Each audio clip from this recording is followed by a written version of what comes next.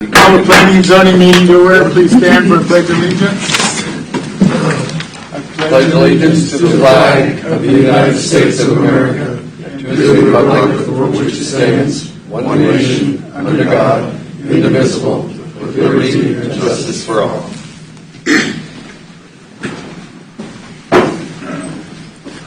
Roll call. John Matthews. Here. Terry Barkowski. Absent. Mark Denny. Here. Alex DeMauro. Here. Will Smith. Here. Rocky Hempel. Here. Jeanette Holloman. Here. Jeff Spink. Here. And I'm present, Steve Rosenthal. We have 8 members present. Do I have a motion on the February minutes? So moved. Second. Rocky moved and John seconded. So motion and second to approve the minutes of the February meeting as printed. Any discussion? Roll call vote. John Matthews. Yes. Mark Denny. Yes. Alex DeMauro. Yes. Will Smith. Abstain. You weren't here, were you? Rocky Hempel. Yes. Jeanette Holloman. Yes. Jeff Spink. Yes. And I vote yes. Motion carries 7 to 1 abstain. Secretary's report. Good evening, Mr. Chairman and Commissioners. We have 2 items on the consent agenda, 2 plats. One of those was carried over from February. Those are both obviously straightforward. They meet all the zoning and subdivision regulations, so when you approve the agenda, you'll be approving those items. Item B, the rezoning, the applicant has requested for that to be withdrawn entirely, so case number DEV 19-129, again, the rezoning, that's going to be withdrawn. So we will not hear that, and it is not being continued either. Other than that, we have 2 special use permits, 2 text amendments, and then, of course, we have a BZA, and we'll only need 7 members for the BZA, so one of you will be able to step down. And then we have a preliminary plat. Okay. That's it. All right. Okay. Do I have a motion on the agenda? So moved. Okay. Second. Motion on the floor with the second to approve the agenda. Any discussion? Crystal, you said something, then we had a preliminary plat. Is that the one that was just handed to us? Yeah, Eagle No. Crossing. That's just an updated, I'll talk about it in the report. Well, Same one. But yeah, it's the same. I thought maybe you were saying that we were going to have the variance, and then we were going to come No, back no, to no. that. I just Okay. forgot to say preliminary plat to start with. Thank Went you. out of order. Sorry about that. That's all right. Well, we listened to every word. Won't happen again. Okay, any other discussion on the agenda? Roll call vote. John Matthews. Yes. Mark Denny. Yes. Alex DeMauro. Yes. Will Smith. Yes. Rocky Hempel. Yes. Jeanette Holloman. Yes. Jeff Spink. Yes. And I vote yes. Motion carries 8 to 0. Any declarations? We'll move on to our first case. Case number DEV 20-022, preliminary plat of Eagle Crossing, consideration of the preliminary plat of 22 lot plat on a tract of land in the northeast quarter of Section 15, Township 10 South, Range 22 East, up to 6 p.m. in Leavenworth County, Kansas, also known as 25225, 155th Street, Bayshore, Kansas. Request submitted by C.L. Maurer, Land Plan Engineering, on behalf of John Bonet and Eagle Crossing LLC. This is not a public hearing item. Staff report. Mr. Chairman, this is case number DEV-20-022. This is a preliminary plat. Originally, the preliminary plat was a request for 22 lots. As you recall from the report that I sent you last week, one of those lots was only 2 acres in size. The engineering firm has updated that, and as a result, this is now a 21 lot plat. This doesn't change the overall plat or anything like that. It's not a major change. I just handed you the updated one. You can see that they are proposing to combine lots 20 and 21, I believe, is what it is, into essentially Oh, a single, about 4-acre lot, as opposed to a 2.5 in it. So that one line dividing those two is not there anymore? Right, yeah. Okay. Yeah, it needs, All right, that's needs to why be I cleaned said it up. doesn't look any difference to me, so, It needs to be cleaned up a little bit, but you can see Okay. they removed the text from it. okay. The plat is in conformance with the zoning and subdivision regulations. As you can see, they're proposing 3 internal roads, so there will be one road coming off of 155th Street. There won't be any additional entrances allowed. All of the lots will need to front off of the interior roads. They will work with the Public Works Department on getting road plans that are approved. They're in the process of doing that now. There is a structure on one of the lots which will need to be removed before we move forward with the final plat. The applicant is well aware of that.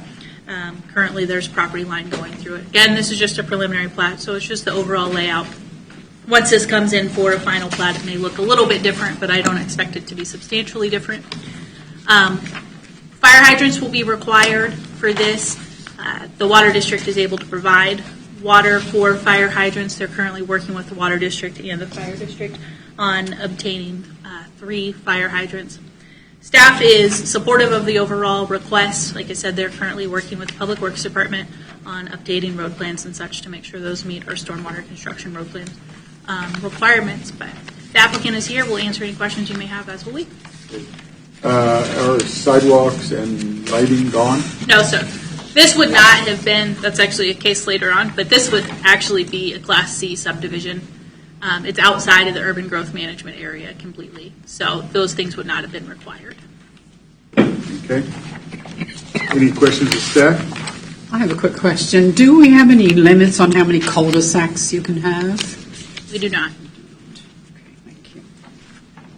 Any other questions of staff? So all 3 structures are being removed? Is there 3 there? One that shares 18, 19, and then 2 on what would be 20? No, so the house and then that existing barn, those will be fine because those will be all combined into one lot. It's the one where the property line is going through the building that needs Just to be one barn. removed. Yeah. It's got to be removed. But actually, there's 2 houses on that one track. You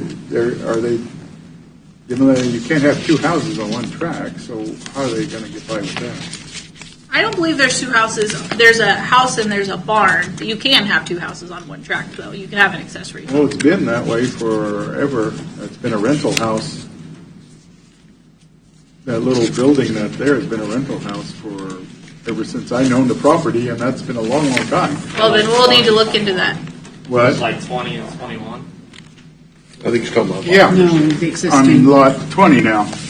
That little house, that was a house. I mean, maybe it's not anymore. Maybe they took the kitchen out, but it was a house. It was a rental piece of property. It was for years. Like I said, I know there is one home on the property. Well, it's the big house, the brick house, but the other one is a house, or was a house.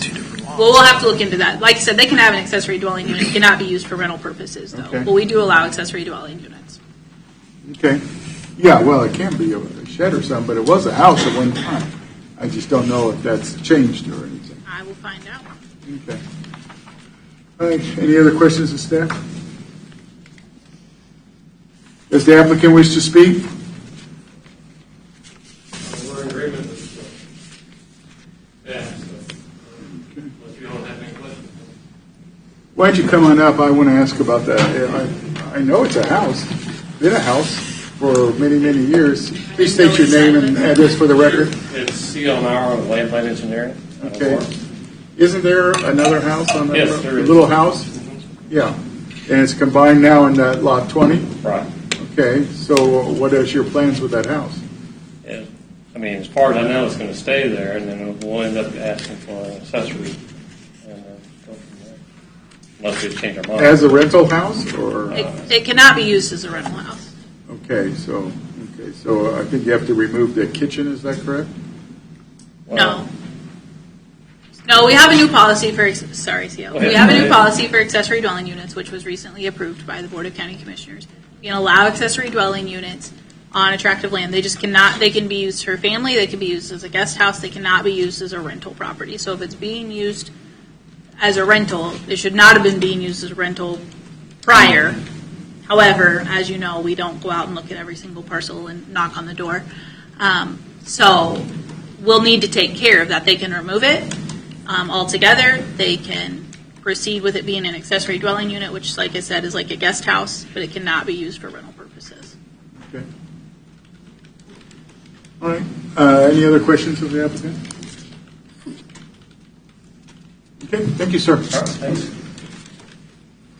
Is there any additional information to be presented? Not at this time. Okay. Any comments or questions, commissioners? I'll entertain a motion. Chairman, I'd like to make a motion that the proposed preliminary plot outlined in case DEV 20-022 be approved, that the findings as set forth in the staff report as adopted by the Planning Commission and substantiated by the facts, testimony, and evidence presented be adopted by this board, and that the conditions set forth in the staff report be made part of this preliminary plat. I'll second the motion. A motion on the floor with a second to approve the preliminary plat on case number DEV 20-022, preliminary plat for Eagle Crossing. Any discussion? Not have a roll call vote. John Matthews? Yes. Mark Denny? Yes. Alex DeMauro? Yes. Wolf Smith? Yes. Rocky Hempel? Yes. Jeanette Holloman? Yes. Jeff Spink? Yes. And I vote yes. Motion carries 8-0.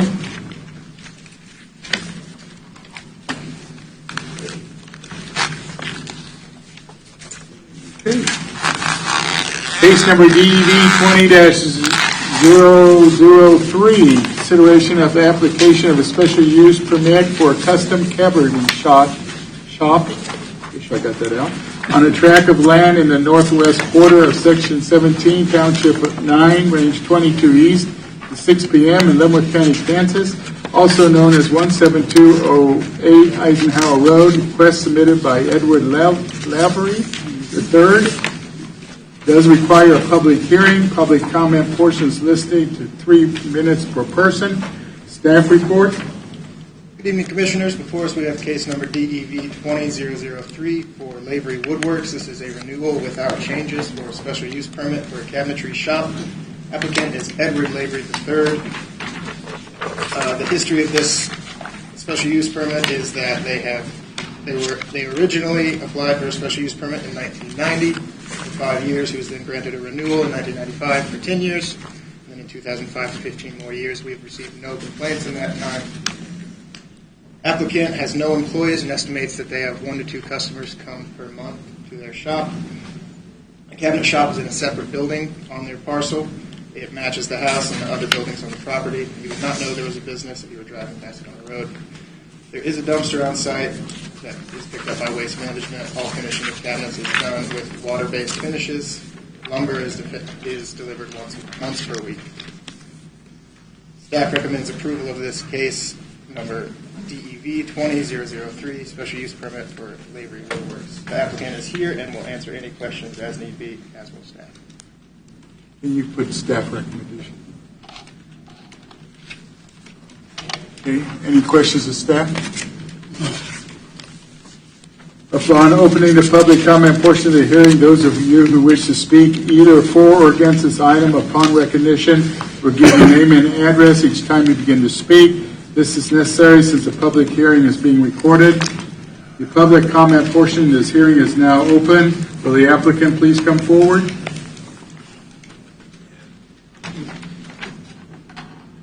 You state your name and address for the record. Edward H. Lavery III, Okay.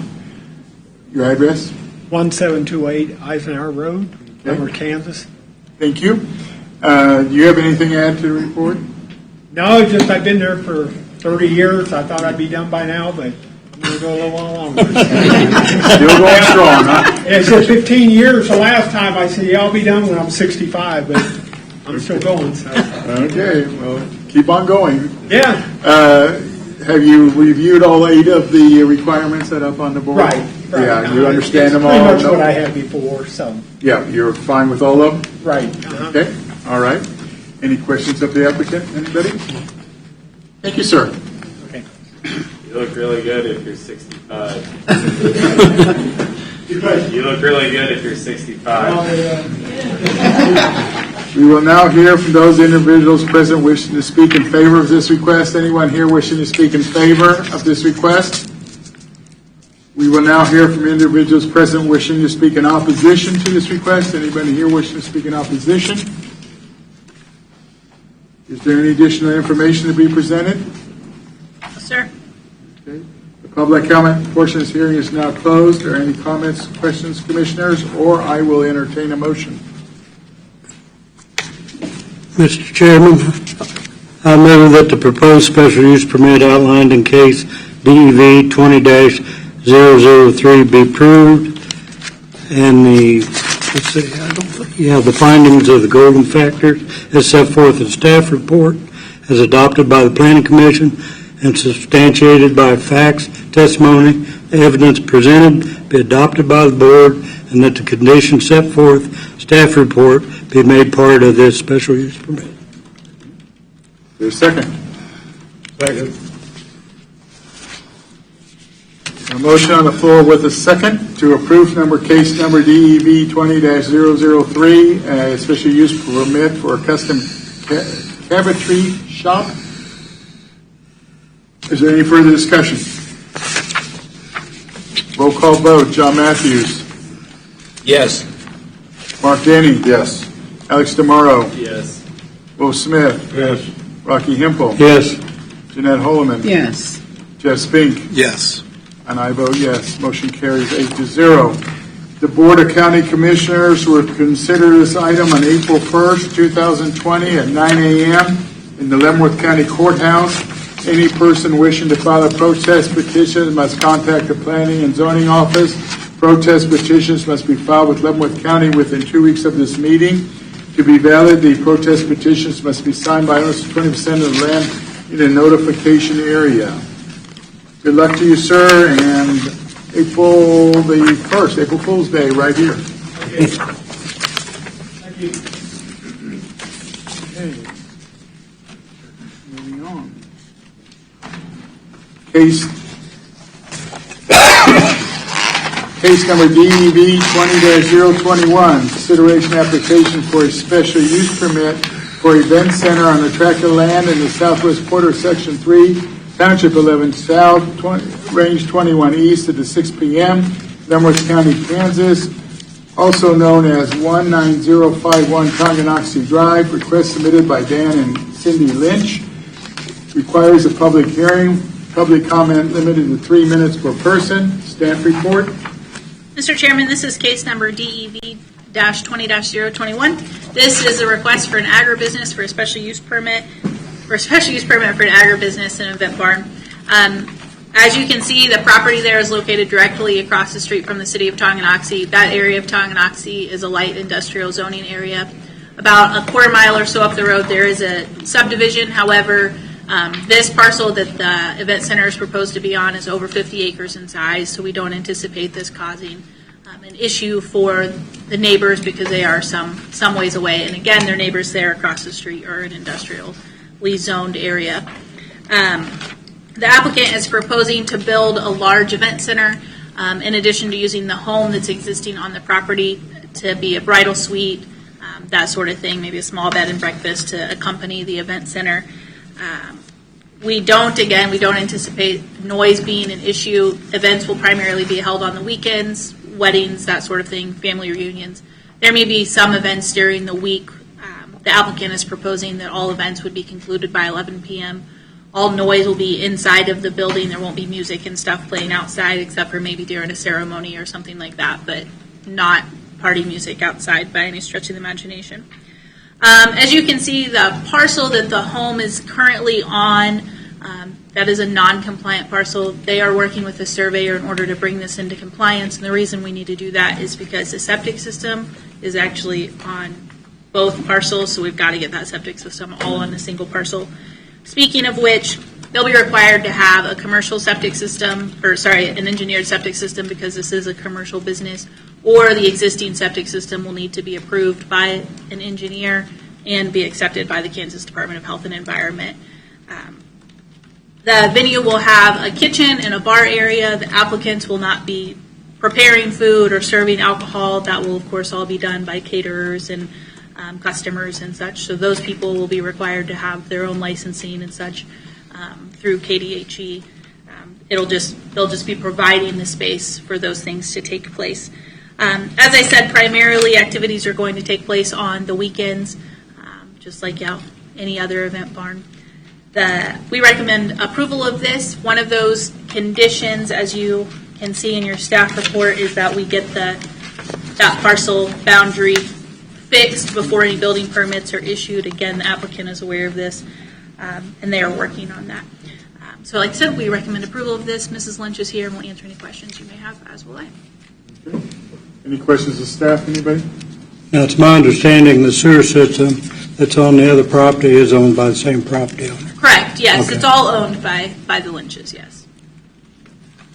Why does it say it's not a significant increase in traffic? Because Do you break it down to those vehicles per week, or? right, so so there will be a significant increase in traffic, maybe 2 days a week, but if you take that out over the average, also Tonganoxie Drive has very high traffic counts on it already. I think over 6,000 vehicles per day. So a couple of hundred cars a couple times a week really is not a significant increase. Any other questions of staff before we continue? Okay. Upon opening the public comment portion of this hearing, those of you who wish to speak either for or against this item upon recognition will give your name and address each time you begin to speak. This is necessary since the public hearing is being recorded. The public comment portion of this hearing is now open. Will the applicant please come forward?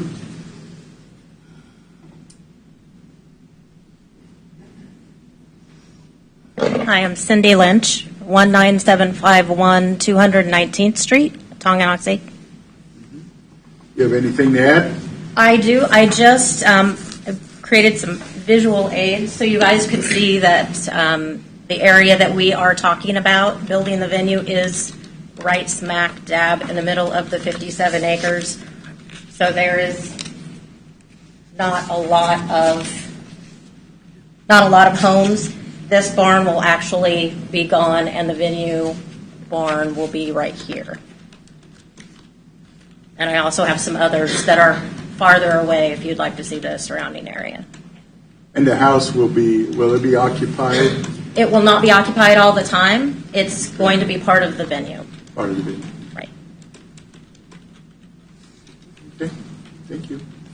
Anything else? Nothing else unless you have questions for me. We have, how many requirements are there? 11? 11. They're up on the board. Have you seen all those? Absolutely. Reviewed them all? Have any questions? I don't. Concerns about any of those? No. Okay. Any other questions of the applicant, anybody? Thank you, sir. Thank you. We will now hear from those individuals present wishing to speak in favor of this request. Anyone here wishing to speak in favor of this request? We'll now hear from individuals present wishing to speak in opposition to this request. Anyone here wishing to speak in opposition?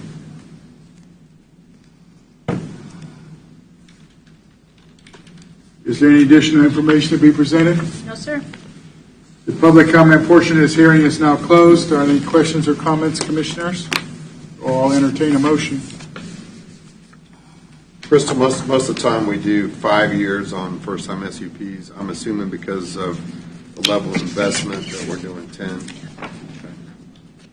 When there's a building, as we've always given them longer, when they have to build a building, especially the size of this. Yeah, I was just I checking. mean, that's a heck of an investment for Right. 5 years and then get turned in.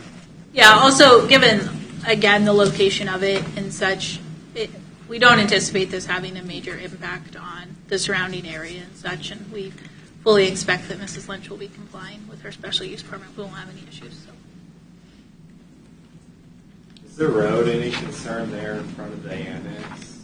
Just kind of a T for safety? Or? That hasn't been brought up as a concern from our engineer. The T is actually farther to the north. Yeah, but just with 150 people having a very good time leading this party. Well, I'm going to do the Tonganoxie Police Department will be camped out about the time they leave. We'll be sitting on the city side. That might be a good revenue night. That's a conference in the city. Any other questions? No. Okay, comments, and I'll entertain a motion whenever.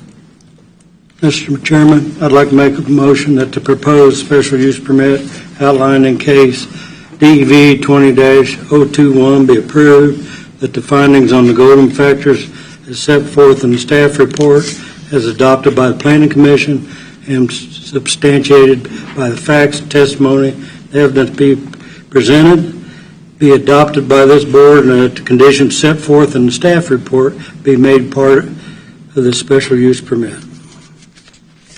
I'll second the motion. I have a motion on the floor with a second to approve case number DEV 20-021, application for a special use permit for event center. Is there any further discussion? None. Roll call vote. John Matthews. Yes. Mark Denny. Yes. Alex Tomorrow. Yes. Bo Smith. Yes. Rocky Hempel. Yes. Where am I at? Jeanette Holman. Yes. Jeff Spink. Yes. And I vote yes. Motion carries 8-0. The Board of County Commissioners will consider this item on April 1st, 2020 at 9 a.m. in Leavenworth County Courthouse. Any person wishing to file a protest petition must contact the Planning and Zoning Office. Protest petitions must be filed with Leavenworth County within 2 weeks of this meeting. To be valid, a protest petition must be signed by 20% of the land area notification area. Good luck to you, and April 1st, 9 a.m. right here.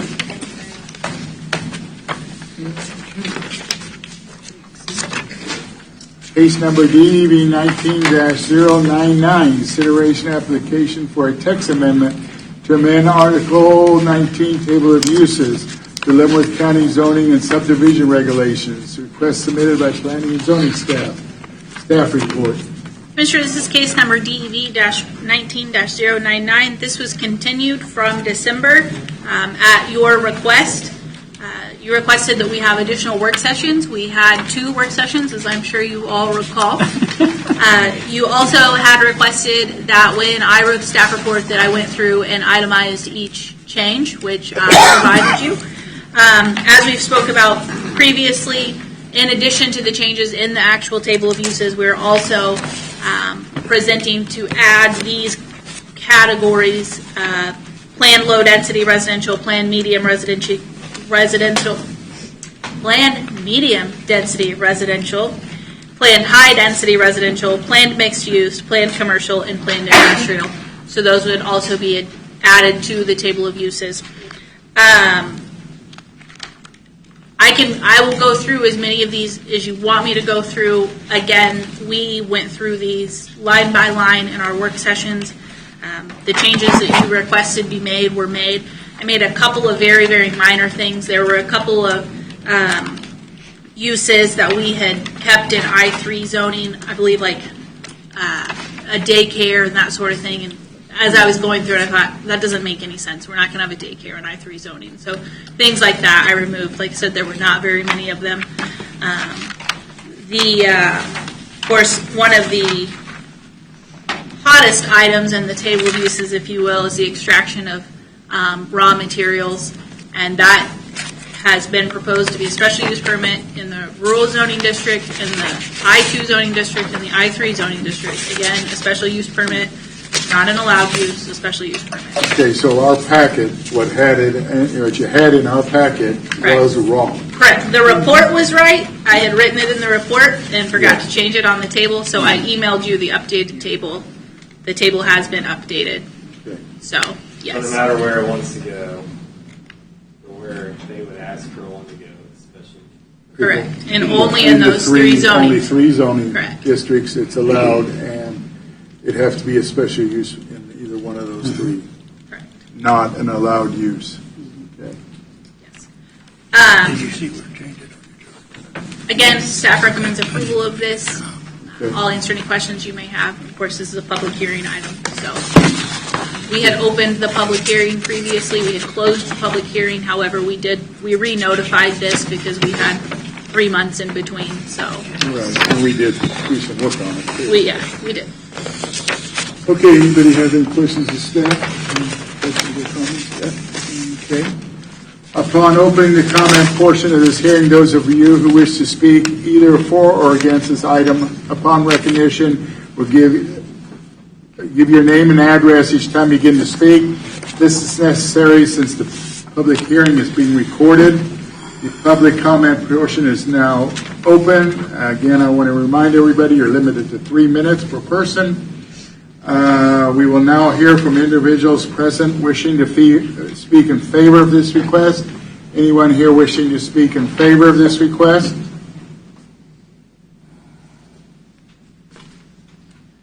We will now hear from individuals present wishing to speak in opposition to this request. Anyone here wishing to speak in opposition? Hi, Stacy Schmidt, 17322 Golden Road. I can't really say that I'm for or against. I just want to see the chart on the updated extraction of raw materials to make sure that it's correct. Well, that's what we're going to vote on. But it was not correct within the last week. So, Yeah, I know. Incorrect for about 13 minutes. she's on it. You know that. There it is. There it is. Special use permit. Special use permit. Special use. Awesome. Thank you. Okay. Anyone else wishing to speak in opposition? In opposition? Ann Brockhoff, 21060 Loring Road in Linwood, and I'm with Rural Leavenworth, Inc. And I wanted to start by thanking both the Commission and the Planning and Zoning Department for your hard work on developing the table of uses. I know it's been quite a process, and we do appreciate your time and effort. However, I do have some concerns that I think are worth perhaps considering before you move forward on accepting this. First, I'm concerned about the lack of consistency of terms being used to describe industrial development between the table of uses and various county plans that are currently in play. The table of uses seeks to define limited industry, light industry, heavy industry, and planned industrial categories. At the same time, the current draft of the Leavenworth County Comprehensive Plan does offer broad definitions of limited industrial, light industrial, and heavy industrial. It makes no mention to planned industrial. The draft plan also uses phrases like medium intensity industrial and medium industrial, particularly in relation to the County Road 1 development corridor, and nowhere in that document are those phrases defined, nor are those terms addressed in the proposed table of uses. The County Road 1 land use study refers to planned industrial and mixed use, with the understanding that mixed use includes industrial development, but it is unclear to how that would fit with definitions set forth by this proposed table of uses. For example, in the proposed table of uses, activities such as auto service station and repair fall under both heavy industry and mixed land use. It's an allowed use under both of those categories. So does that mean that a business that qualifies as heavy industry would also be allowed in a mixed use development area such as the one proposed along County Road 1? I urge the Planning Department and the Planning Commission to take care in reviewing how these terms are used and defined, and to work with the Comprehensive Plan Committee and the Board of County Commissioners to ensure transparency and consistency in their use and in the definitions. Second, I'd also like to comment on the special use permits, and I appreciate that with the extraction of materials, you've really paid attention to that and to concerns about that and made that change. I understand the difficulties posed by the current reliance on the issuance of special use permits for most business activities, but I do think that potentially harmful industries, and there are others that are listed in this document, such as chemical, petroleum, coal, and allied products, a category that includes the manufacture of explosives, animal rendering, oil refining, all industries that could be potentially harmful to health and environment. They are allowed uses in the current table of uses. Industries that the residents of Leavenworth County have already soundly rejected, such as the packaging and processing of meat and poultry products, are also an allowed use. I think that some of these items should be held to higher level of scrutiny that a special use permit requires. The Commission could implement a tiered system like in the comprehensive plan on page 77. Thank you so much. Please reconsider this before voting on it tonight. Thank you, ma'am. Anyone else wishing to speak in opposition? In opposition? Good evening. Sherry Grogan. I'm with Rural Leavenworth, Inc. I'm at 16635 Leavenworth Road. Thank you for incorporating quite a few of the suggestions that we commented on in writing. That is appreciated. I'm still not 100% clear on the direction that we're going with the zoning regulations. During the planning sessions that occurred, the work sessions, there was discussion about providing more guidelines within each of the categories and then doing permitted items. So at this point, it looks like we're going with the table of uses. However, there are some line items that could use a definition. And so some examples of that are like agriculturally related businesses, and specifically like concentrated animal feeding operation. Would that fit within that category or some other category? So like it doesn't specifically call that out under agricultural uses, but that would be something that the citizens would be a little concerned about, because that kind of an operation is like over 1,000 animals for greater than 45 days, for example. And so, why would we want that under, mixed land use or commercial zones, for example? Another one that could use a definition is racetracks. That's pretty broad, right? Horse, race car, But something like that, if it's a dirt track, for example, produces dust, traffic, and noise. And right now, that's listed as an approved or an allowed use. So that's one. And then fishing lakes. Are there any requirements around size? I love to fish, but if it's a mammoth lake versus a small lake, that could make a big difference. So maybe there's a need for a special use permit on that one. And then also the processing and canning of fruits, vegetables, meats, and poultry that Ann mentioned. And then lastly, the other one that could be a concern are rock crushers, asphalt, and concrete plants. Again, noise, dirt, and odors, potentially. But in summary, the changes are moving in a positive direction, so I generally support the changes, but there's just a few items that could use a little bit more definition, I think, or consideration for special use permit. Thank you. Anyone else wishing to speak in opposition? In opposition? Is there any additional information to be presented? No, sir.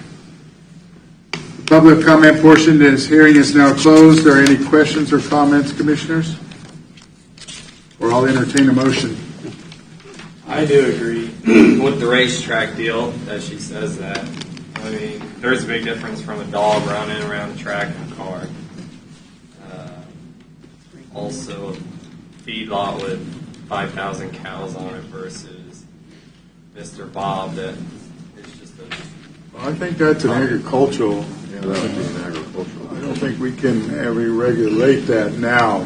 KDHE probably will. KDHE regulates that, and they would be the one who decides if they can or can't do that. But any agriculture-related business, I don't think we can control that. So typically agriculture, like agribusiness, is defined as wineries, event centers, farmers markets, pumpkin patches. That's agribusiness. The state of Kansas has a definition of agribusiness, and we defer to that. We also purposefully keep some of these terms somewhat broad so that we are able to accommodate when folks come in, as opposed to saying, oh, we don't have an exact category for this, so I'm sorry, you're out of luck. Again, the state of Kansas, as far as agribusiness goes, they have a great definition. It's also something that the state of Kansas has very, very heavily supported and promoted. We have a neighbor to the south who challenged an agribusiness, and they lost in that. So the state of Kansas very much wants to promote those sorts of things. Like I said, wineries, farmers markets, farm tours, and that's what agribusiness is. It's not a confined animal feeding operation. There is in here, I don't remember the exact, where it talks about for no more than 3 months at a time, if you were to be feeding animals, which would begin to, that's more your confined animal feeding operation. Again, though, that is very heavily regulated by the state for runoff and that sort of thing. So we would defer again to the state on that.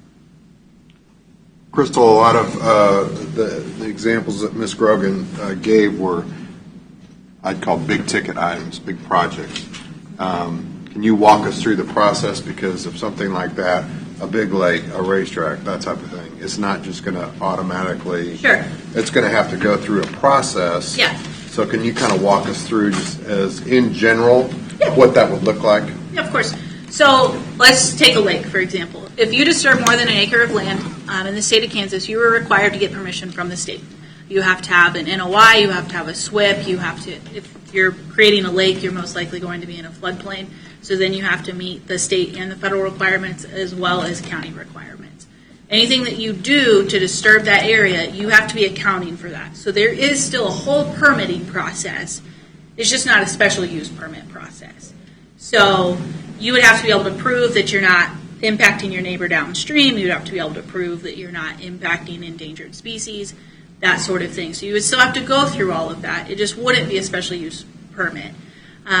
It'd be the same thing for something like a racetrack. We would require that they have a traffic impact study. We would require that they have a noise study and a light study.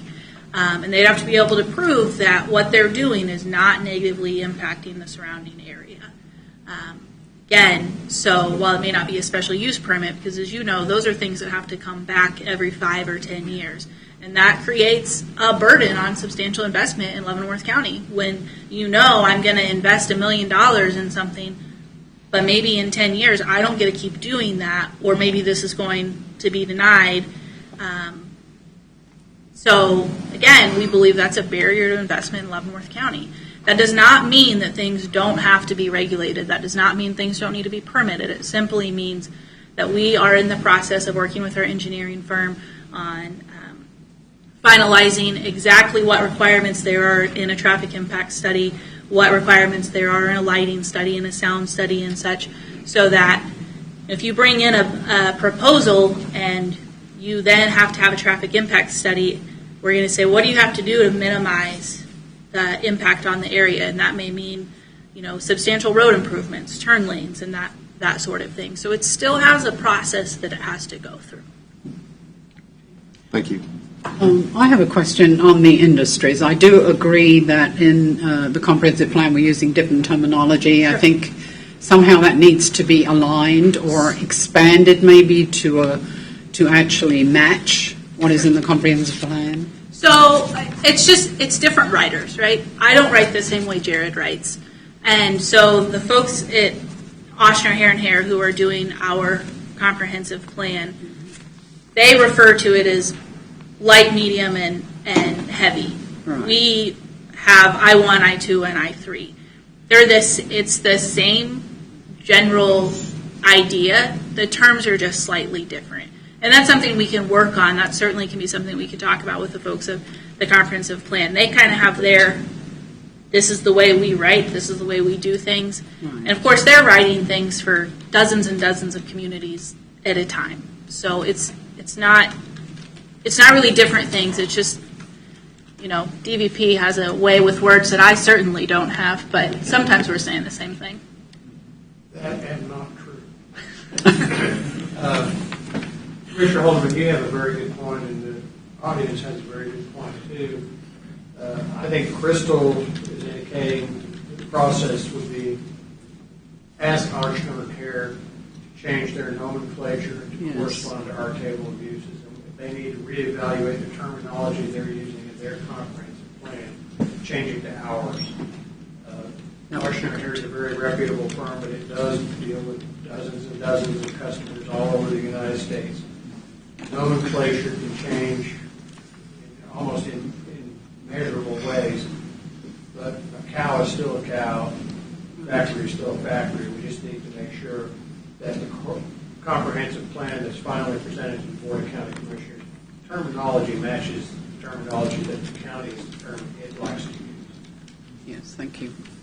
I think that will be cleared up when we do approve the comprehensive plan. Yeah, that's certainly something I can talk with them about. I just, again, David says nomenclature, and I just say words. Yeah, sure. Any other questions? Yeah, to piggyback on her, it sounds like what people in Leavenworth County want is, hey, well, they got to go through KDHE, they got to go through all these hoops. I think they're saying, hey, we pay taxes in this county, we live in this county, and this is our home. So we want you guys to make more of an effort, basically. Well, I believe that we thoroughly review applications, and oftentimes when when we have to work with the state or the federal government, we certainly do that. I will try to make more of an effort.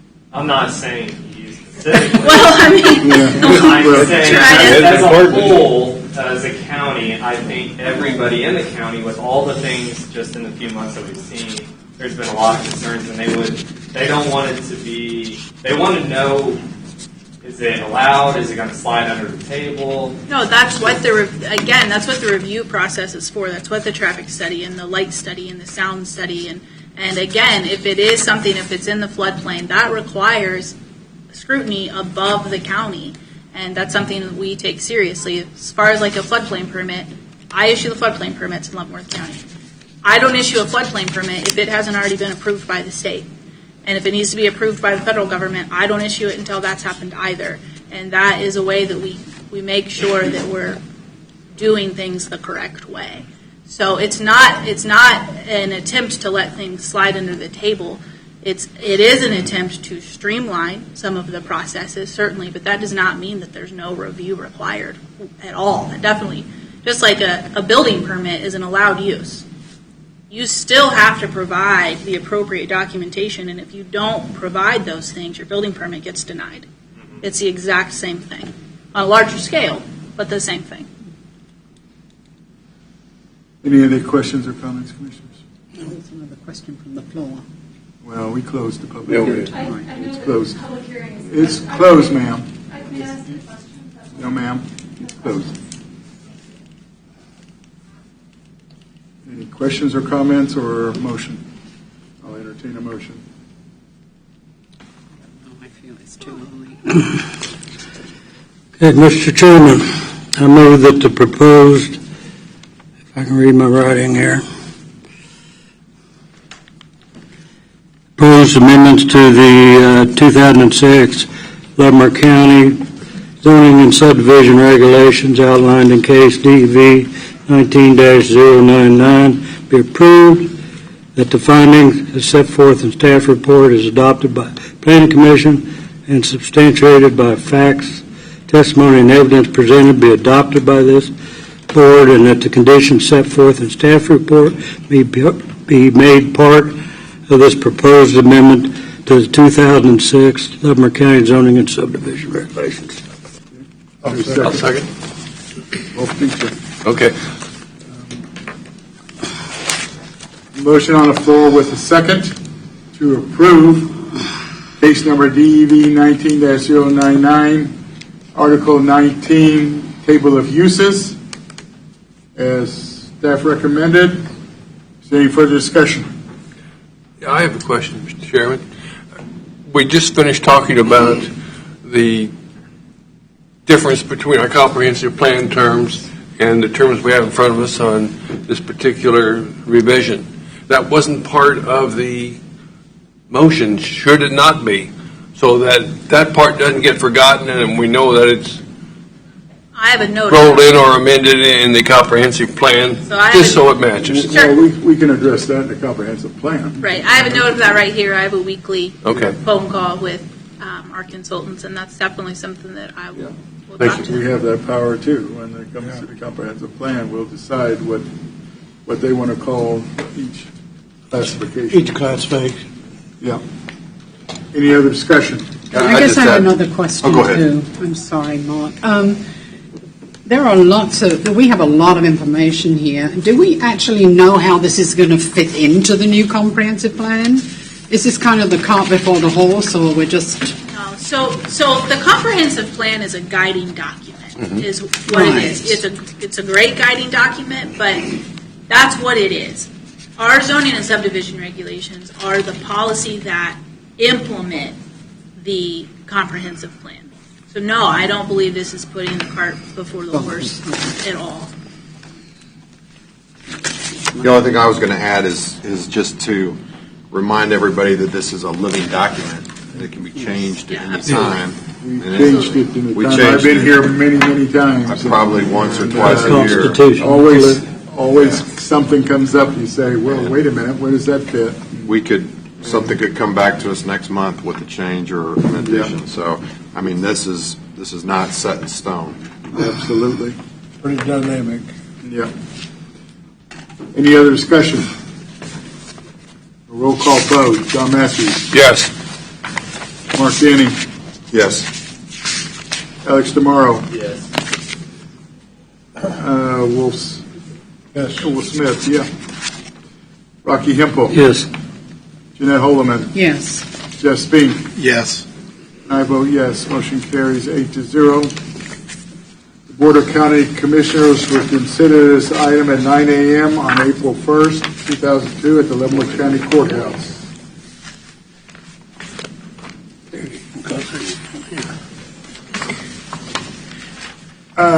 Case number DEV 20-023, consideration application for text amendment to amendment areas of the initial urban growth area, preliminary plats and final plats of Leavenworth County's zoning and subdivision regulations. Request submitted by public and planning and zoning staff. Requires public hearing. Staff report. Of course, we have case number DEV 20-038.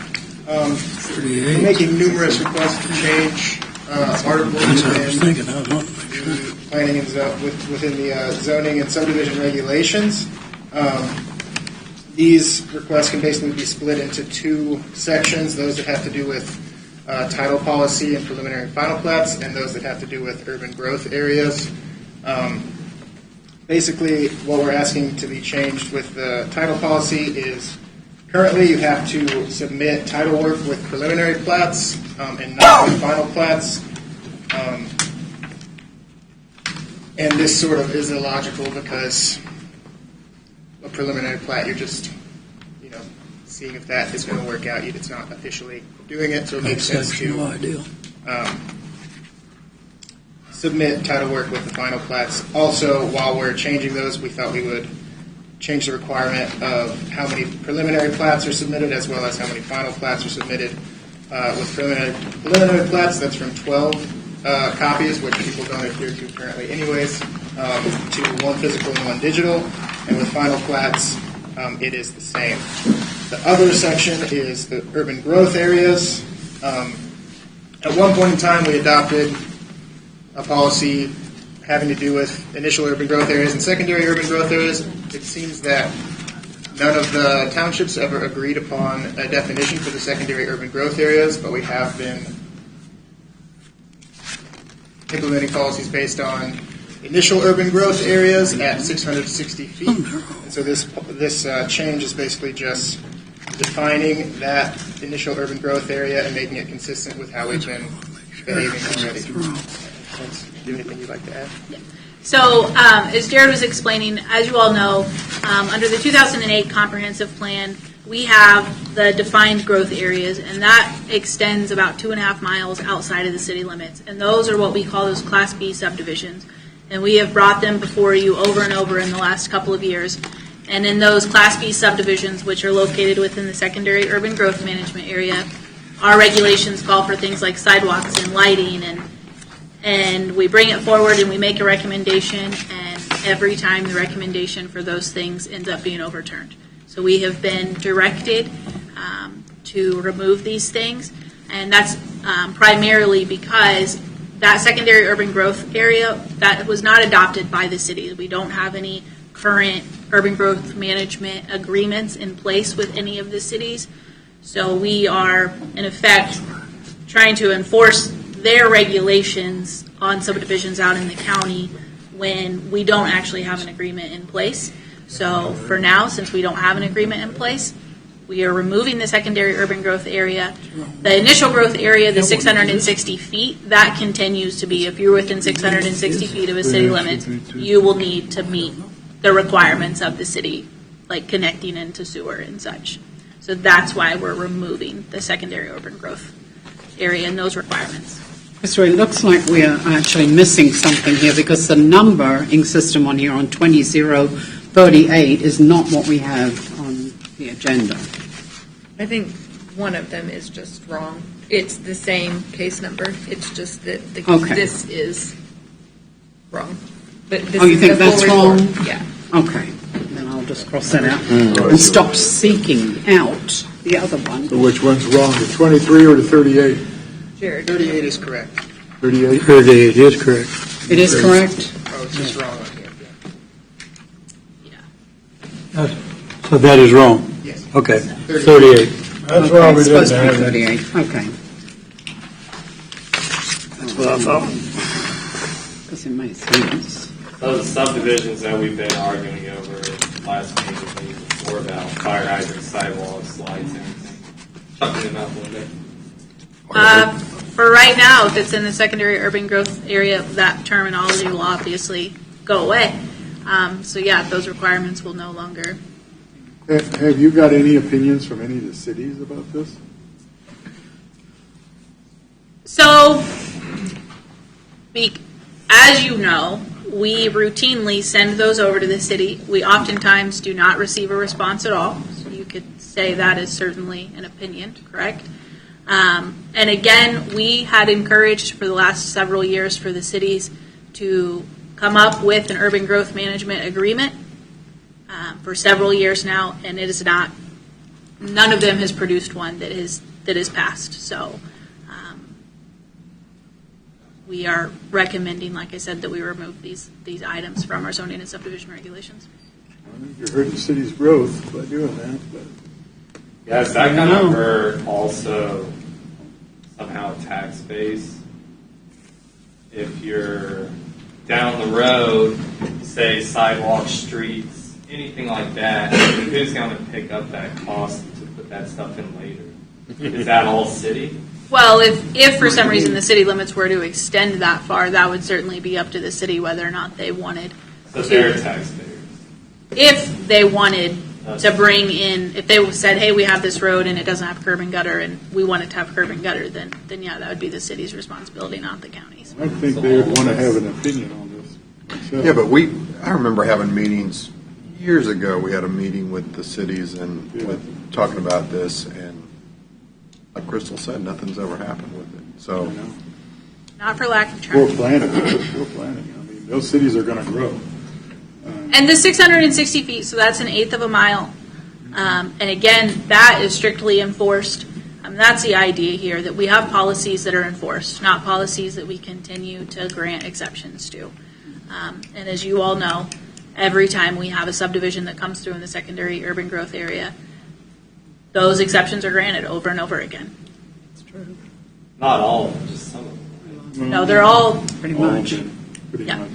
No lights, no sidewalk. And I can understand some of them where probably the city isn't going to come for an obstacle of some sort, but when it's really right dead aim for the city to be there someday, I think it's just hurting your city's Can you? chance of growth. Right, can you send them a notification saying that we're going to change this, seeing as nobody ever participates, and we're kind of done with this now? don't say those words, but nevertheless, we're not going I'll let David wrap it to up. consider you in the future. The lawyer's looking at me. Comments that have been made earlier with respect to interaction between county planning and invitations to the cities to engage with respect to the management of this secondary urban growth area. I'm familiar with it. It's been going on for years. It's produced, quite frankly, today, nothing. And it renders the point, quite frankly, where the secondary urban growth area, what does it mean? The cities have not taken the initiative to come to the county, despite the invitation from the county. I'm not faulting the city. I think that's a decision on their parts to not try to extend their regulations out that far into the county. I think what Crystal's proposed with respect to this is, rather than have a policy that is just exemption, that's a signal to you, why don't you change the policy? And in this case, you're going to. There are no secondary urban growth area subdivisions, so just strike it.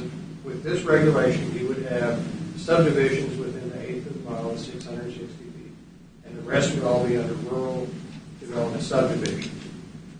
And I think there's a practical effect to that too. If the cities aren't interested in growing out into that area, why would you require anybody who wants to do a subdivision to implement city standards, only to make it easier for the city to annex it at some point in the future, when they had no interest in doing it at the time it was conceived? Okay, our new comp plan shows city lots well outside 660 feet from the cities. So are we saying... And Mr. Chairman, that comprehensive plan is far-seeing, looking into the future. That may be their projection. I think in the absence of any agreements between the cities and the county with respect to how those city standards will be applied into that area, it's just a plan on a map. Well, I understand that, but if you do everything you can possibly to block it, it's probably never going to happen. Or it's going to be a lot more expensive to happen. Then that's a policy decision. I think it's called planning, isn't it? Well, planning is a policy decision. Yeah. I think what's being brought before you is, though, that the rule no longer, the exception has become the rule, so change the rule. Any more questions of staff? Before I open up public portion? Yeah. I feel like we've bounced around, and even if you watch meetings from before all of us new people were on here, I feel like what you let one person get has been totally different than the other. And I do agree that I think it's going to hurt more down the road. The taxpayer base, I mean, why not make if someday there's going to be streetlights there, why not make the developer pay for it instead of the tax base? I kind of agree with you. I do think we need to get more of a even slate, though, and say, here's the rules. If you want to build houses here, you're going to put streetlights in. You're going to put a sidewalk in. You're going to put curbs and gutters. If you don't want to do it, then you ain't building. Any other comments or questions before we open it up? Go for it. Okay. Upon opening the public comment portion of this hearing, those of you who wish to speak either for or against this item upon recognition, we give you name and address each time you begin to speak. This is necessary because the public hearing is being recorded. The public comment portion of the hearing is now open. We'll now hear from individuals present wishing to speak in favor of this request. Anyone here wishing to speak in favor of this request? We will now hear from individuals present wishing to speak in opposition to this request. In opposition.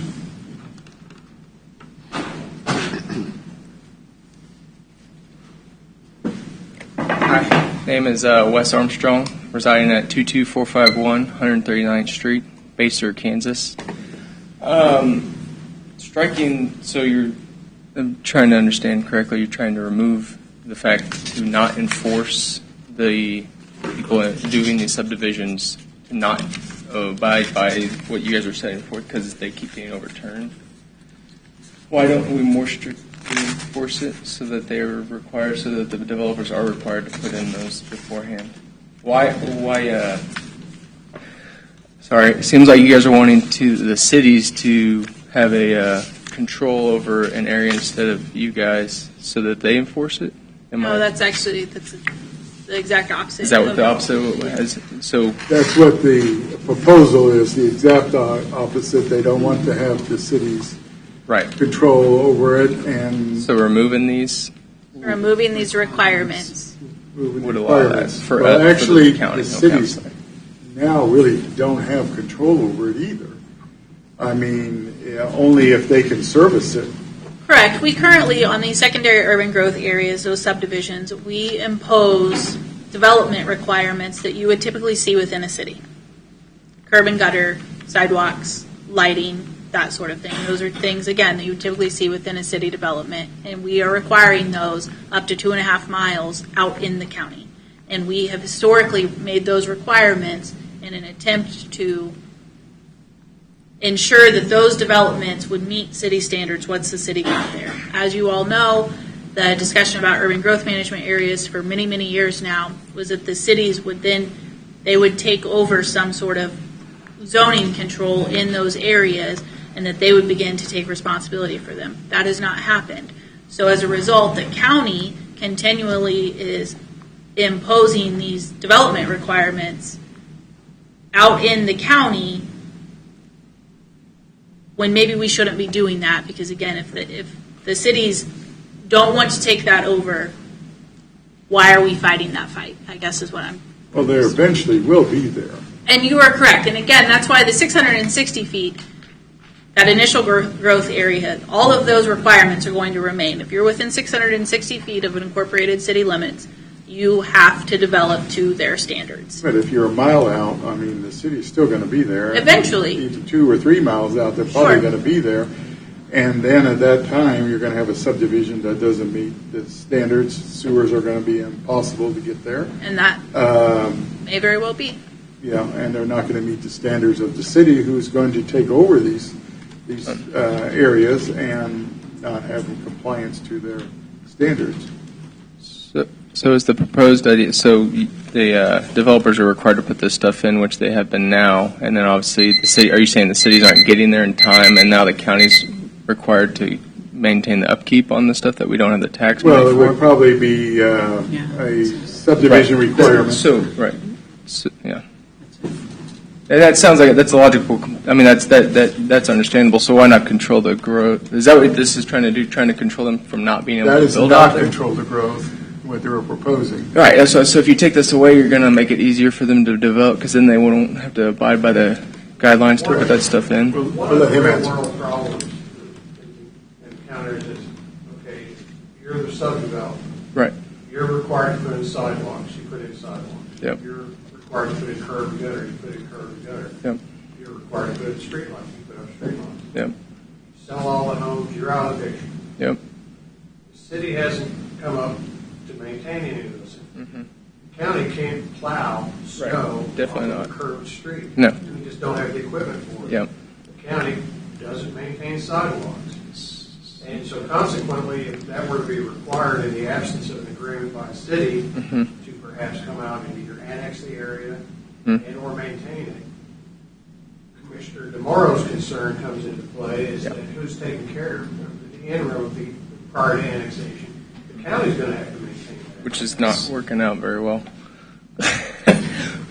I agree with all that. So I don't know if I'm for or against this. I'm just wondering if removing this is going to make it easier or harder for developers to develop. Easier. Right. So I would be against it then for the fact that they would make them easy. Then it's just going to. I would imagine that it would be more incentive for them to build less stable stuff. Except for the fact that, and that's part of what Mr. Van Paris was saying, is that we have it in place now, but it's only in place in theory.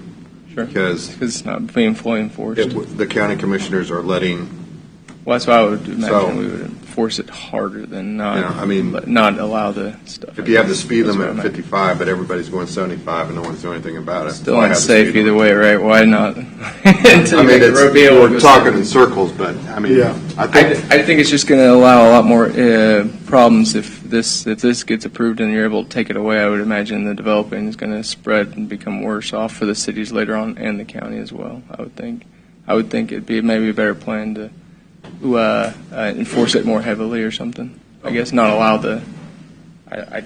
Thank you, sir. Sorry. Time limit is up, so.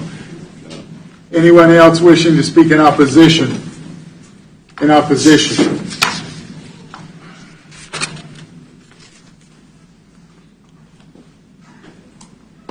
Is there any additional information to be presented? No, sir. The public comment portion of this hearing is now closed. Are any questions or comments, commissioners? Yes, Mr. Chairman. I guess the way I hear this motion or this action now, we should probably say no because of the problems the city is going to inherit sooner or later. So therefore, if we have a subdivision coming out in what we would call today urban growth area, should there be some requirement, at least for a hearing, where the city does something that's not exactly loved, and that is spot zoning, where they actually accept it under their standards, and then it's at least built with some quality, not to put anybody down, but So I'll let David speak more to this, but spot annexation is what you're really talking about. That's not really allowed. Well, but it's been done. voluntary is. But it's been done. Voluntary. Yeah. It's called island annexation, and Right. it occurs. And when you look at the city of Basehor, I call it the archipelago of Basehor because it's at least 7 or 8 different parts. This gentleman is entirely correct. It's a policy decision. The initial policy was that, yes, the county was going to require city standards within that area. But again, it was in anticipation that the cities would step forward, come forward with an agreement, propose agreements for them to extend, in return for the county enforcing controls on it, extend some responsibility for the maintenance of that. And that has not occurred. And it's a policy decision on the part of the county commission that more and more exceptions have occurred to the point, again, when it's nothing but exceptions, the exception is the rule. And I think this is just a change to acknowledge that. If this gentleman hit the nail on the head. It will make it easier for development. But that's what exists today already. If the cities wish to be proactive and come forward and engage the county to extend management agreements with respect to this area, they could do that. That's always on the table. Perhaps this will encourage them to do so. But the purpose in changing this amendment is basically to reflect what's actually going on the ground.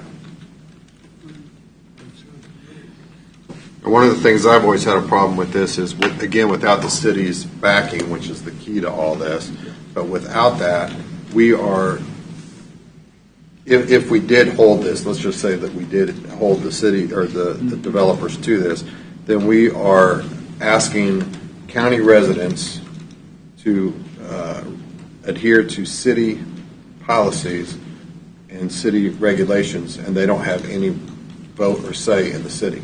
Well, not really. I mean, that's the way I see it. I mean, it's still not going to be in the city.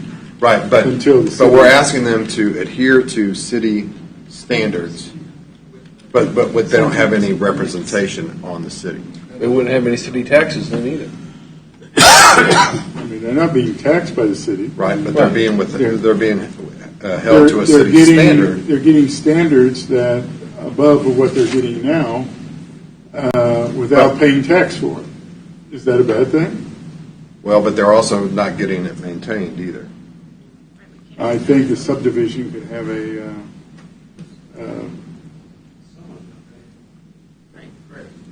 It's going, the cost of putting those improvements in is fixed the minute you start building. Yeah. I would presume a developer, unless they're extremely generous, will pass that cost on to the purchase. And the developers are paying for any of it. And consequently, though, you have these improvements that would be made, and then Commissioner DeMoro's concern comes into play, because county residents are then going to have to maintain those, absent an agreement between the county and the city for the cities to come out and maintain that. The cities to remove the snow, the cities to repair the curbs when they need repaired, the cities to maintain sidewalks. Absent those agreements, you would have a subdivision out 2 miles from the city with all these improvements that is a constant drain on county resources. And those people would have paid the price when they bought that property for the curb and the sidewalk and the street light. Street lights might not even be on. Sidewalks are not being maintained. Curb and gutters aren't being maintained. It required participation by the cities for this to work, and that has not occurred. It could still occur, but it just hasn't. I have a quick question. Could we calculate in the easement for such things, even if they're allowed, not if we don't have to implement them, if we don't have to put the curb and the sidewalk in? Is there a way, thinking a little bit more futuristic, that we could have the easement portions calculated in when they're doing the subdivisions? And there are always easements that are established in subdivisions. Obviously, there's also always right-of-way. Typically, the right-of-way is 60 feet. Roads are not 60 feet wide, but the entire right-of-way is. So that does, and then again, the utility and drainage easement that is adjacent to the right-of-way, that does provide an area where those things could be installed at a later date if necessary. Now, that being said, it's not uncommon for as cities to grow that they end up pulling in subdivisions which were not built to their standards.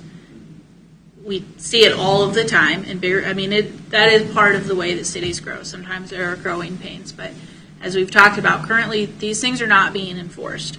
Now, that being said, it's possible that in a couple of years we'll get direction to add these back in. There may be an appetite to enter into some of these agreements, but currently there's not, and as David has said, the exception has become the rule. I got a couple questions. Is there any way you could, you said the cities haven't been with you guys, but basically get together, try to set a plan, say every X amount of years we want you to annex this much in. That's more than I would rather not be a part of that conversation. That could be a conversation. I would offer, I have to offer some skepticism as to whether that would be successful. But we would require, like the zones are now, let's say there's zone A, B, C, D, and each one is an increment of mileage, and each year that grows out, so A and B are required to do this stuff to try and basically get some of those things. If they want to develop an A and B because the city's getting ready to hit there, then they're going to be putting in street light. They're going to be putting in everything. Yeah, I understand. Kansas law would not allow that because annexations have to be heard on a completely different. It cannot be done by contract. The county and the cities cannot say we agree that your property will be annexed in 10 years. That would not be allowable under Kansas law. No, I see what you're saying. Yeah, I understand. Another thing, is there any sort of, probably not, a deposit that could be made basically?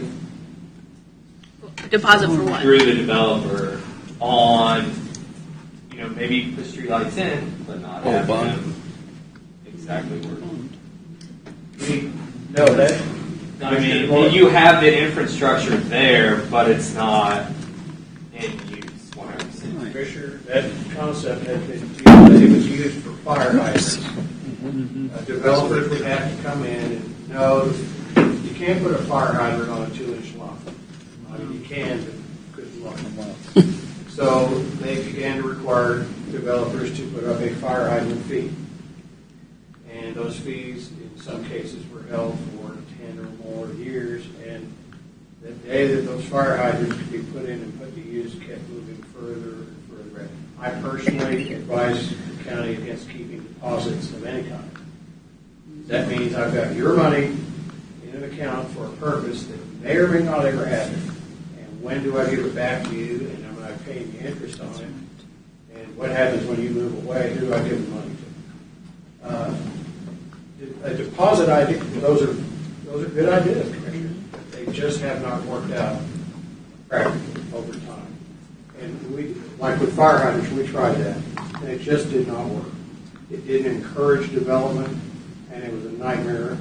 And it was basically holding people's money with a promise that was never going to come to pass. I guess either way, you're putting the taxpayers, all that burden on the taxpayers through maintaining the lights, the streets, and everything. You know the HOA isn't going to want to do it. And then down the road, when that needs done, the taxpayers are going to have to pick it up anyway. So, Well, home association could take care of it, but so again, especially when you've got 2.5 acre lots, and a lot of distance. It's just too big. Probably just like getting sewers in when you have 2.5 acre lots. It's almost impossible. I mean, you just can't afford it. And that's what blocks growth. maybe try and come up with Any other comments or? No. I'll entertain a motion.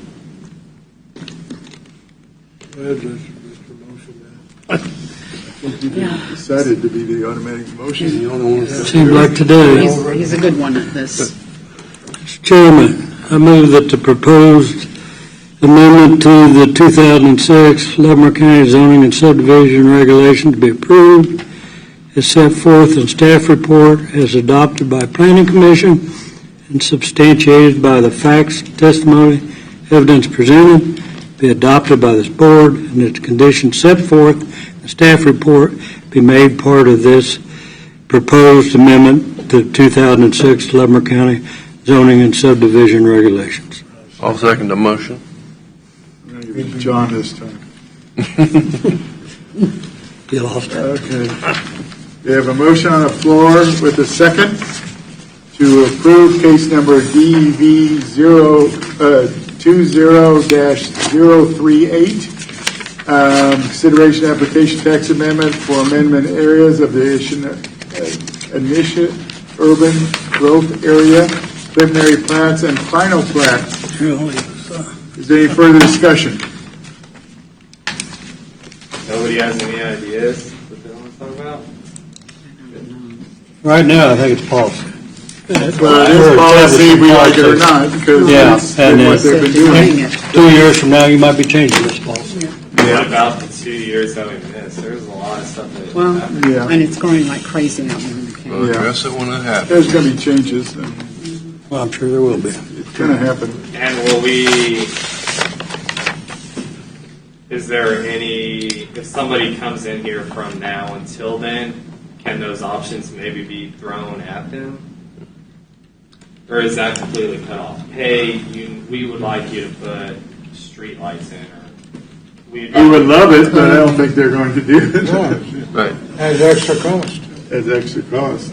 Right, and again, as David has said, that the burden of maintenance of those things falls on the county, and we are not designed to maintain those things. We just need the city to annex. It's not happening, though. Get out there. It's not going to be happening. Get out there and do it. They're going to be there sooner or later anyway. So. Any further discussion for a roll call vote? Okay, John Matthews. Yes. Mark Denning, yes. Alex Tomorrow. no. And the reason? I think there should be a happy medium here. I think either way, the tax burden is going to hit. And, it sounds like with a little bit of thinking, and the city's got to be interested in it at some point. You should tell them now. Maybe somebody else should approach it. I'm a talkable person. I'm willing to go down there.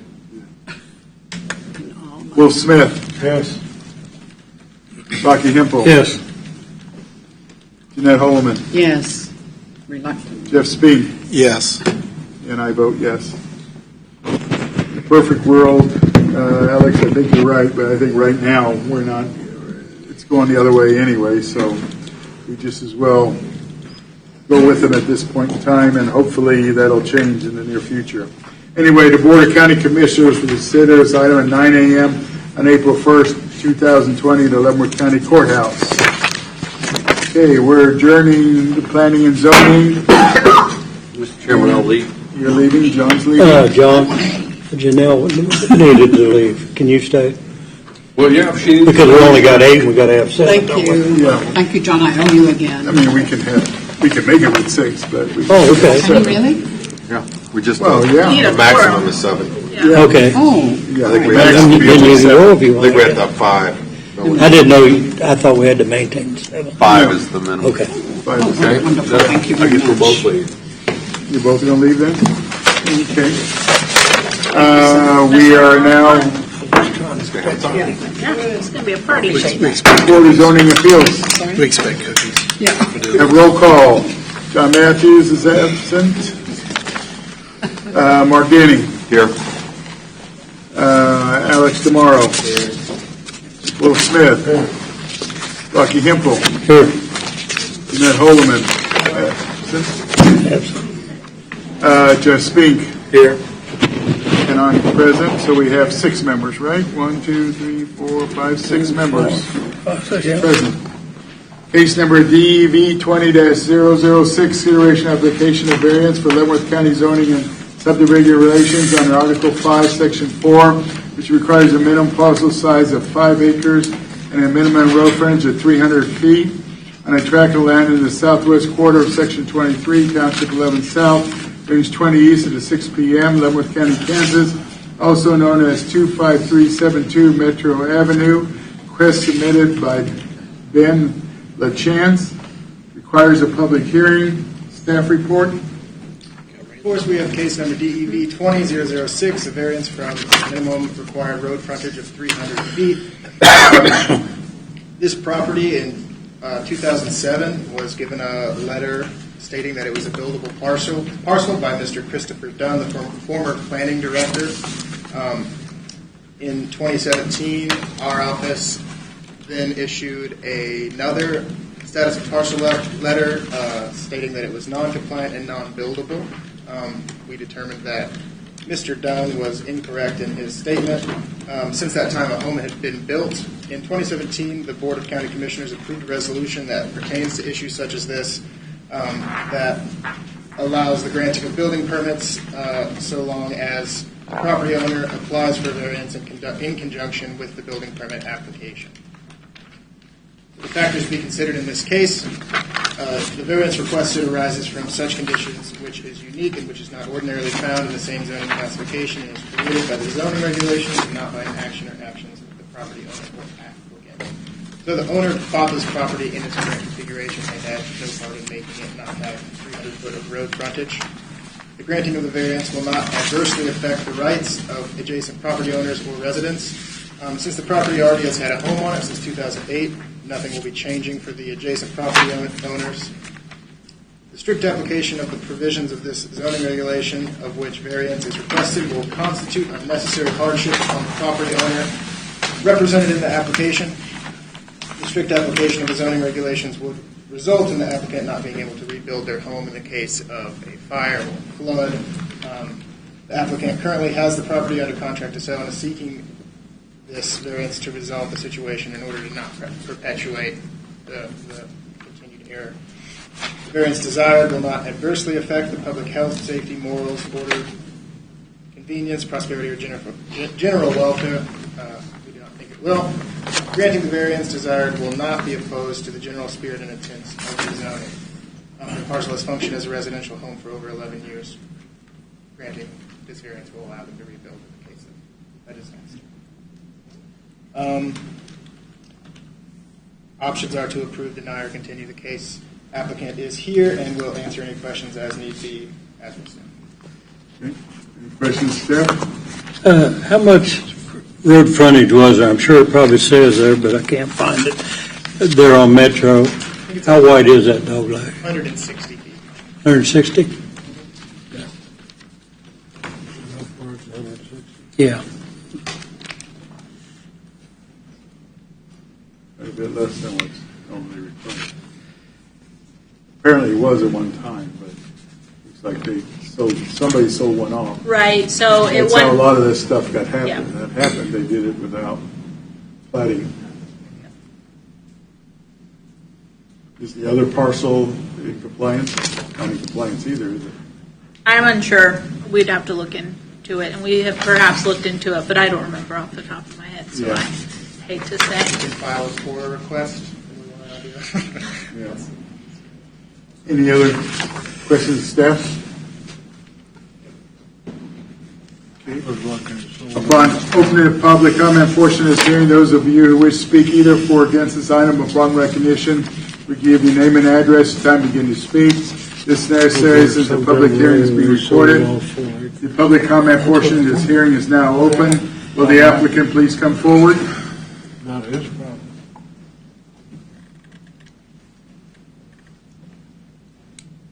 Good evening. My name is Ben LaChance, and we live at 25372 Metro in Tonganoxie. I really have nothing else to offer unless you guys have questions. We Anybody have questions? knew absolutely nothing about this. Now, we've actually lost that sale due to an easement that was discovered, and anybody that's interested in the property, their main concern is, well, wait a minute, and quite frankly, we didn't find out about it until about 3 months after we bought the property, that there was ever a problem. So, Anybody have any questions? Thank you, sir. thank you. We will now hear from individuals present wishing to speak in favor of this request. Favor?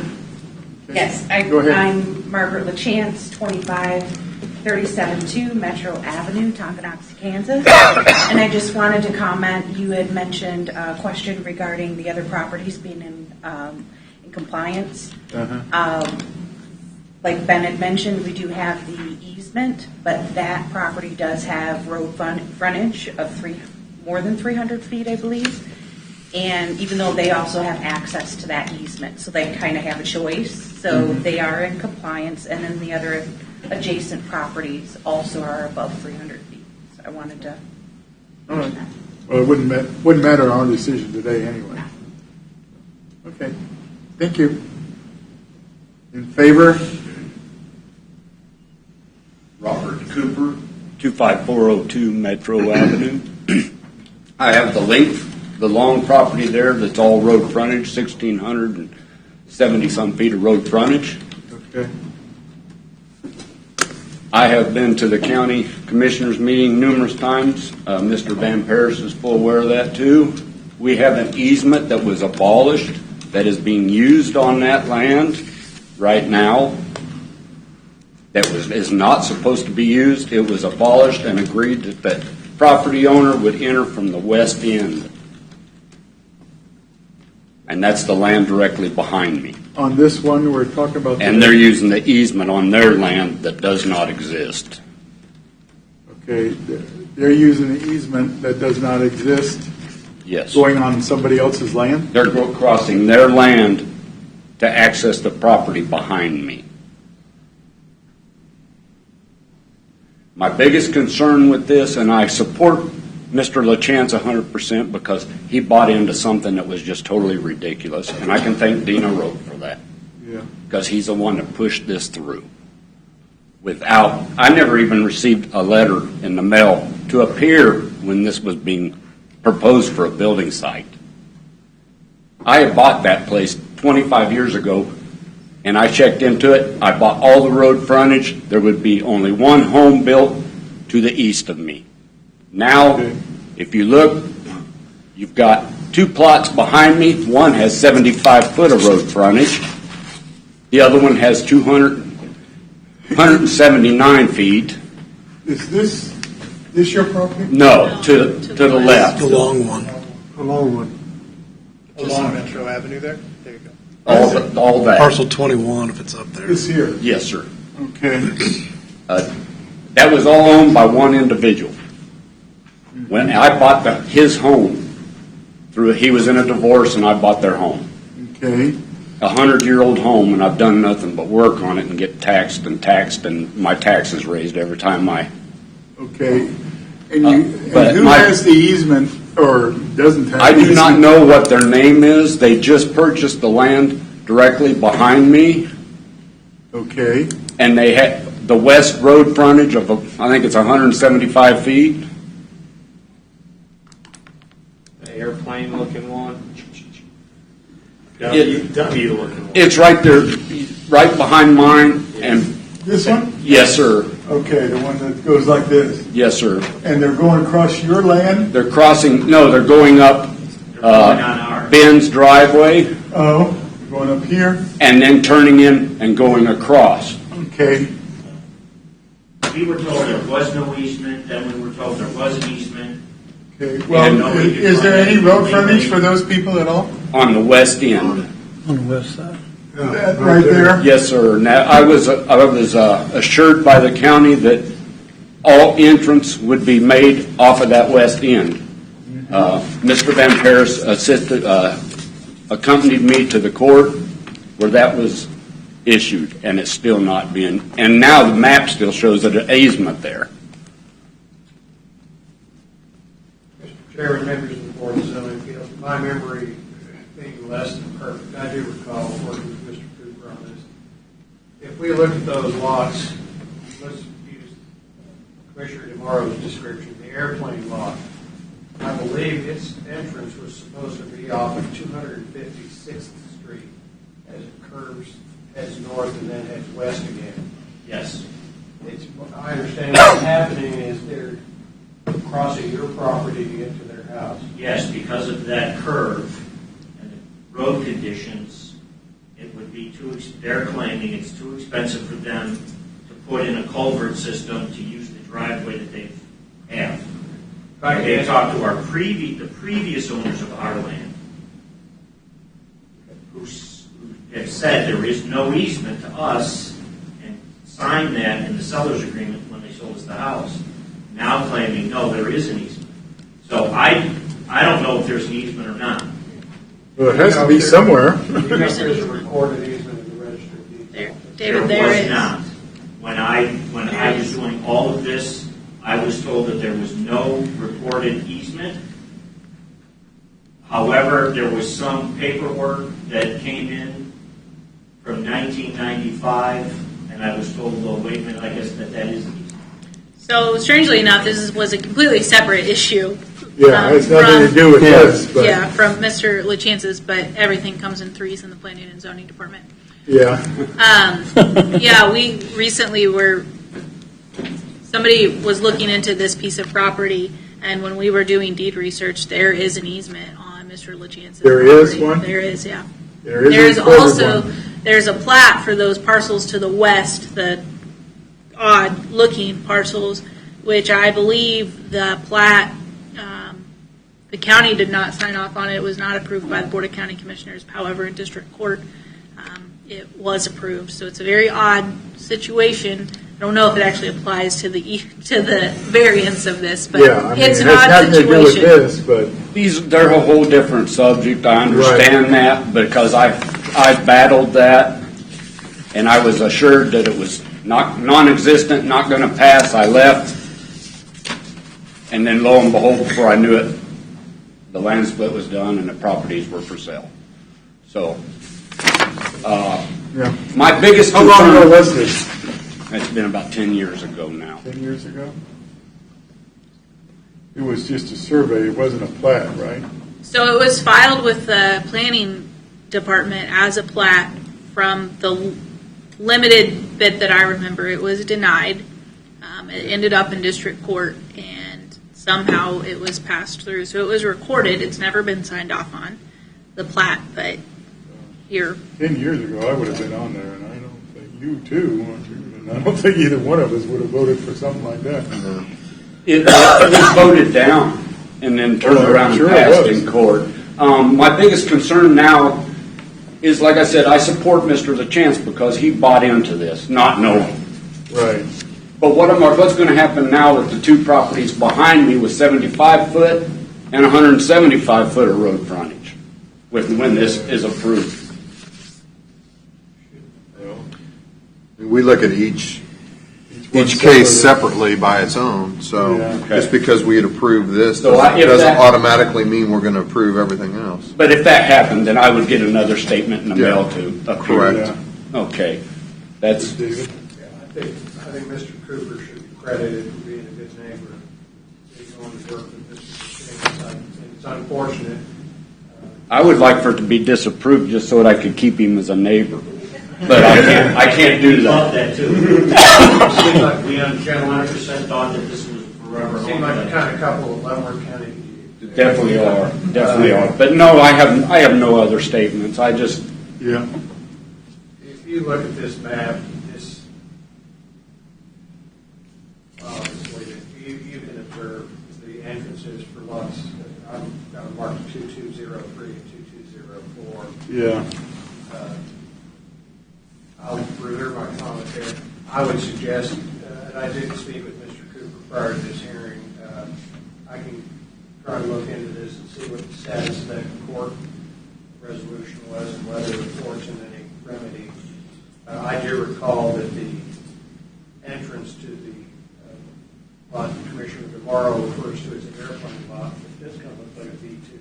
Yeah, that's what I was. Was to be from the west. But again, that recollection is from many years ago. Yeah. Well, I don't know why it wouldn't be. If there's road frontage. I did. Like I said, I think it's. I mean, the cost of putting a culvert in is not, There's a creek across that property. It's not the culvert, it's the road. Culvert across the creek. well, but then you own the property, there's a creek Sure. there, you I'm put in just a, telling you put what I in know. a bigger too. Yeah. Okay, well, anyway, that's, thank you, sir, but has nothing actually to do with this one, but I understand how those things got messed up. Anyone else wishing to speak in opposition? Is there any additional information to be presented? Yes, sir. The public comment portion of this hearing is now closed. Are there any comments or questions, commissioners, or I'll entertain a motion? I've got one question, Mr. Chairman. So what we're considering today is just that one piece of property, Yep. and that's it? That's it. All the other problems are other problems that don't apply to this piece of property whatsoever? Okay. Is the other driveway just the driveway that uses their driveway? I think they all should be sent a letter letting them know that they're not in compliance, if they're not, which I'm almost perfectly sure they're not. They may not be. Yeah. So, but anyway, it has nothing to do with this case today. I just wanted to make sure because we talked about a lot of things, and that's the way I understood Yeah. it. So, And when you're talking 20006, you're only talking about. yeah, we're going to have another. Yeah. We're going to have another problem with the other ones. There's a lot of them out there like that, though. There's gobs and gobs of them. I'll entertain a motion still. And remember, guys, this is our decision tonight. It does not go to the county commissioners. Our decision is the final decision. Mr. Chairman, Yes, sir. I move that the proposed variance is outlined in case DEV 20- I think I showed 006, yes, be approved, that the findings of the golden factors, the golden factors set forth in staff report as adopted by the Planning Commission and substantiated by the facts, testimony, and evidence presented be adopted by this board, and that the conditions set forth in staff report be made part of this variance. Second.